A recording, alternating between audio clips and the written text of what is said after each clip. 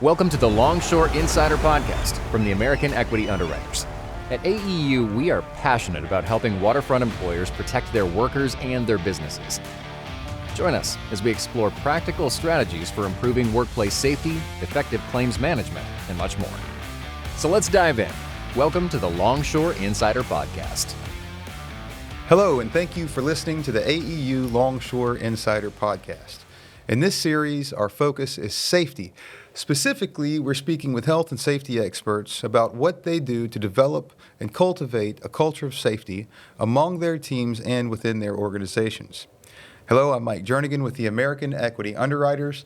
Today, I am joined by Loss Control Manager Matt Hockman, who is here to provide his perspective on AEU's approach to safety. And I'm joined by Joe White, Director of AEU Lead, which is a division of the American Equity Underwriters. Joe, Matt, it's a pleasure to have you guys here. Thank you. Thank you for having us. So, Joe, tell me a little bit about yourself and about your division within AEU. Tell us about AEU Lead. Sounds good.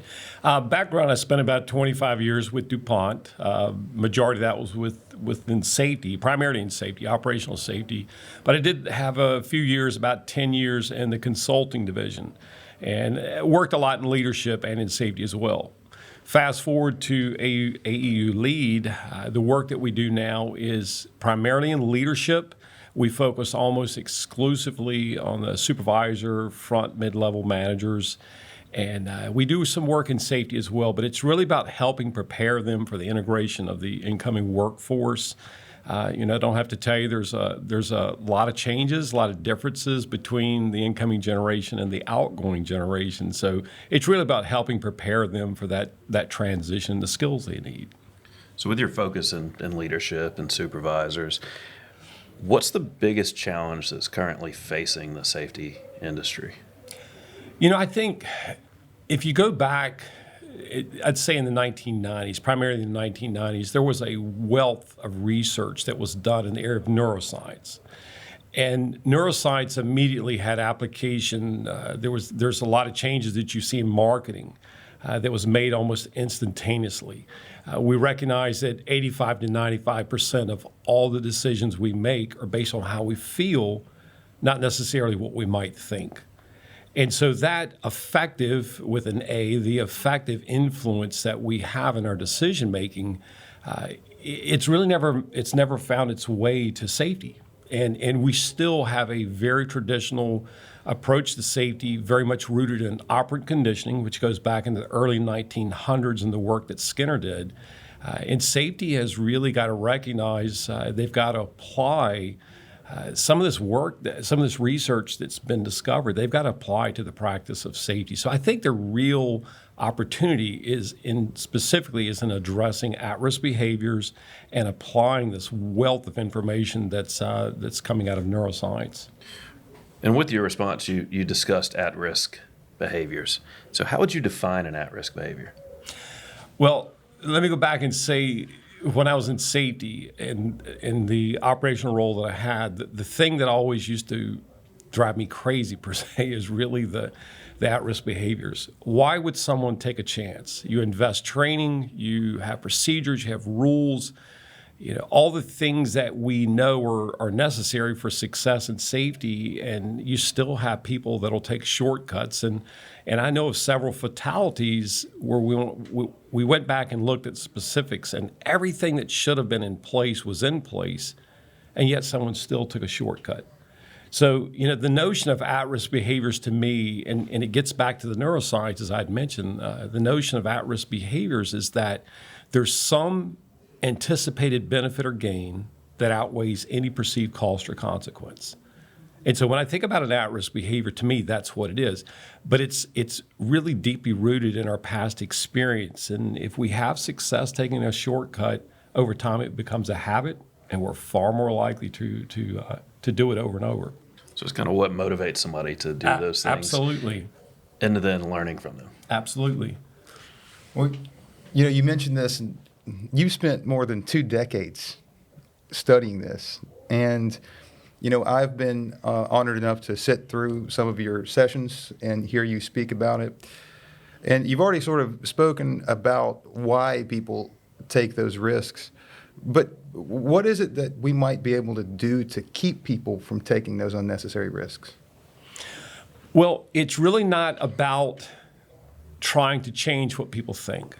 And I know that's counterintuitive because everything we do is really built on knowledge. It's recognizing our affective nature, and it's trying to shift perspectives around how we feel. That's a completely different dynamic. Now, talking about LEAD, I mentioned earlier that we started with LEAD about 8 years ago, and we really initially were focused on safety. But one of the things we know and understand is that, for example, a supervisor or foreman or lead person, for them to have impact, for them to be able to shift how an employee feels, they have to have influence. That's not a management skill. That's a leadership-oriented skill. So we really have to understand, as I mentioned several times, the neuroscience and how you impact an employee's behavior. But if you don't have influence, if you're not respected, you're going to struggle because the traditional management techniques telling people what to think, they're not necessary. There's a limit to how effective they are. And, I think about, as I mentioned earlier, some of the serious injuries and fatalities that have occurred. In one particular case, I know there was a railroad coal unloading operator that was on the side of a rail car, which specifically violated training that they had received. They weren't supposed to be on that, but they took that shortcut because they'd been out there unloading 120 rail cars, and they were trying to save a little bit of time. They were going to speed up. Their job was to walk the rail to make sure there were no derators, nothing obstructing the track. Well, towards the end of the shift, they decided to get on the side of the rail car, rode it into a coal shaker shed, which, by the way, had a huge sign on it, said narrow clearance, and they were caught between the ladder on the lead rail car and a column inside the coal shaker shed. They were killed. Now, training had taken place. This individual had demonstrated proficiency. They had lots of experience. And when we did the investigation, what we found, the other coal unloading operators on that shift, they acknowledged doing the same thing. What they couldn't explain is why this individual rode into the coal shaker shed. But I go back to the thought process. The procedures were in place. The individual had been verified on the procedures. They knew the job. They were very experienced. And it wasn't enough. So the question then becomes, how do you change how that individual feels about taking that shortcut? That's where we have to go, and it requires influence, and that's leadership. That's not traditional management. Absolutely. I think you hit the nail on the head right there. So is there an opportunity to advance safety beyond where it is today? And if so, how do we do that? I say 100%. I think for us, and I go back and look at marketing. Marketing is really driven by money. So you think about where they're looking for every opportunity to gain an advantage. They've applied this huge amount of information that's been gained from neuroscience. They've applied it and they've advanced it. Most commercials you see on TV today are of an effective nature. They're intended to shift how you feel. Well, if you think about what we have to do in safety, I think we have to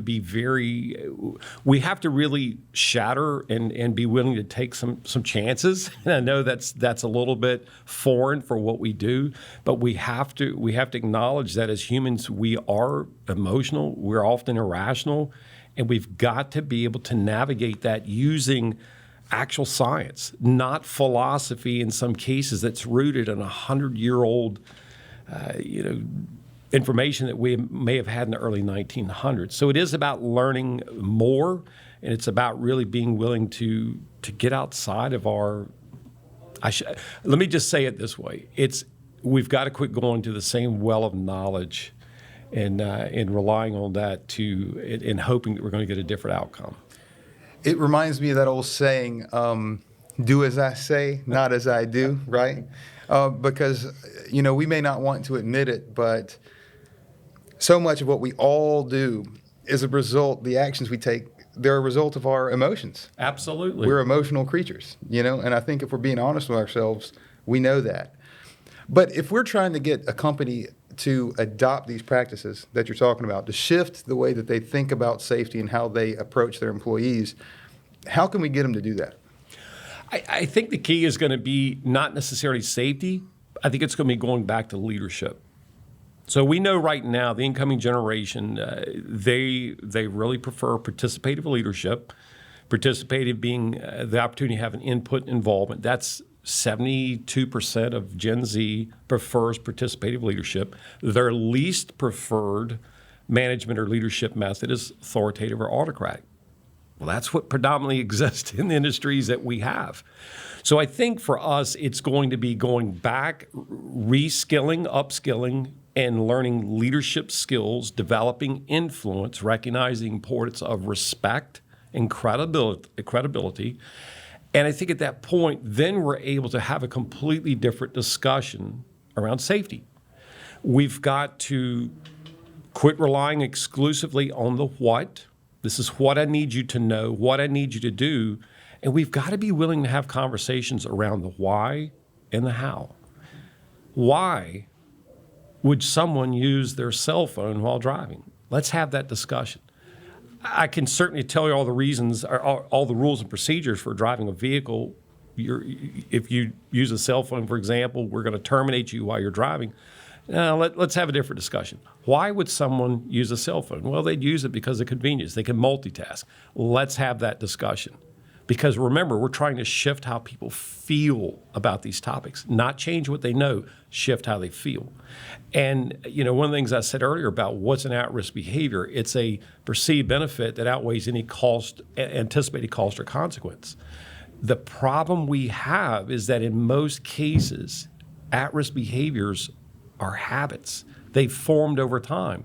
So if I speed and I do it repeatedly over time and I never get a ticket, it becomes automatic and mindless and subconscious.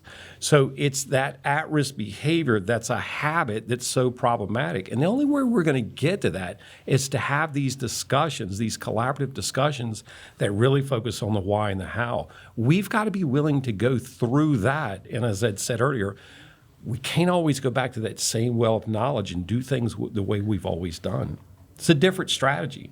And I think when companies see the benefit of changing their thought process on this, it's going to go a long way. But I know there's going to be some hurdles that they're going to have to overcome. So what are some of those hurdles that you've kind of seen when companies are making this transition? I think the biggest one is going to be the old school my way or the highway mentality. And we're seeing that we have 4 generations. There are a few traditionalists left, those north of 78 years of age at this point in time. But for the most part, I think it's really about pushing back around status quo and really being willing to embrace a new way of doing things. And not everybody's going to be on board with that. So I think the biggest challenge is going to be internal. I think some of it's going to be the deeply ingrained faults, the opinions, the beliefs that some people have. But I think we've got to be smart enough where we do have success in trying this more open-minded approach. We've got to celebrate. We've got to share that. We've got to be able to talk about here's an example of where it worked. So I think those are going to be key. But change is not easy. Only 30% of change initiatives succeed. For something like this, it's really about just having executive leadership at the very top saying this is where we're going, this is what we're going to do. We're not lowering our standards. We're just going to take a slightly different tact or approach on how we do it. And we really want you on board with this initiative. I think that's going to be key. So our listeners may not know, but Joe, you and I have worked together in a certain capacity. I'm in marketing, and of course you with AEU Lead. And I've had the opportunity to listen to a lot of the things that you have said through sessions at our forums and also through our SOS podcast. But for those people who are listening who may not know, can you tell them how to get access and how they can obtain more information about what you're telling us today? Sure. I would say if you subscribe to the Supervisor Skills Secrets of Success podcast, you'll get a lot of the leadership-oriented content because it's all rooted in the same science, if you will. I think being involved with AEU Lead, internal to AEU, is also an avenue. If you're a member, it's a service we offer that's free, so it's not anything you're going to have to pay for. But other than that, I think just picking up the phone and calling and having these collaborative opportunities, I think they're key. We don't have all the answers, and I think that's one of the most important things to put on the table up front, is that we don't have all the answers, but we do encourage, we advocate that you collaborate more, you have dialogue more, you're willing to discuss these one-offs that are inevitably going to happen. The other thing that I would say is that I think going forward, what you're going to see is the notion of total well-being, not just safety and health. I think you're going to see total well-being. So I think these discussions are going to lead to observations around mental health. You see a shift in someone, you're willing to recognize and respond to it more effectively. We cannot put these in silos as if they're completely unrelated. They're not. So I think for us, it's about looking at it more holistically, which then brings the notion of if I'm really able to shift how someone feels about an at-risk behavior, it's not being bound by the clock or the gate that we're working within.